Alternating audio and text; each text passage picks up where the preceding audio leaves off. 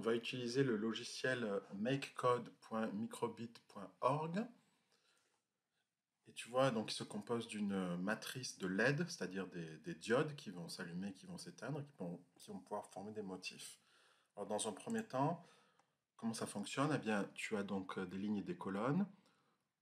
Par exemple, si je veux allumer ce pixel qui est en colonne numéro 2 et en ligne numéro 1, je vais utiliser la commande LED, donc la diode, .plot, plot ça veut dire affiche ou allume. Je mets en premier donc le numéro de la colonne et ensuite le numéro de la ligne, donc 2, 1. Allons-y, donc je marque LED.plot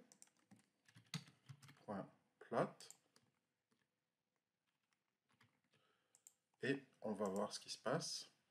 Donc 0, 0, c'est le premier pixel. Et si je vais allumer celui qui est en colonne 2, hop, il a allumé la colonne 0, 1, 2 et la ligne 0.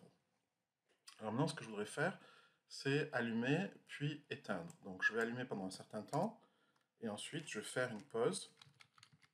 Donc basic pause pendant, allez, on va dire une seconde, c'est-à-dire 1000 millisecondes. Donc je fais ça et ensuite je vais éteindre. Donc pour cela, je fais copier-coller. Pour éteindre la diode, je fais unplot, ça veut dire éteins la diode. Pendant aussi une seconde.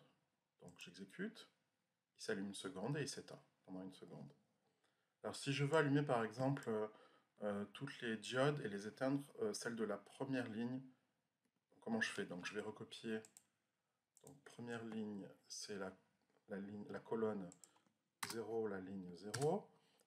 Ensuite là, c'est colonne 0, ligne 0. Donc, je recopie ça. Je vais ensuite faire la colonne 1 et toujours la ligne 0. Donc j'exécute déjà pour voir ce qui se passe. Voilà, ensuite j'allume le deuxième pixel. Alors je pourrais continuer, etc. Donc je vais faire, ensuite c'est la colonne 2. Exécutons. Voilà, hop. Et enfin, voilà ce pixel qui s'éteint. Alors tu vois que c'est pas très pratique, donc on va utiliser, puisqu'on répète les mêmes commandes, hein, ces 4 premières lignes là, ces 4 premières commandes, on les répète en fait plusieurs fois d'affilée, donc on va utiliser ce qu'on connaît déjà, c'est-à-dire la boucle for.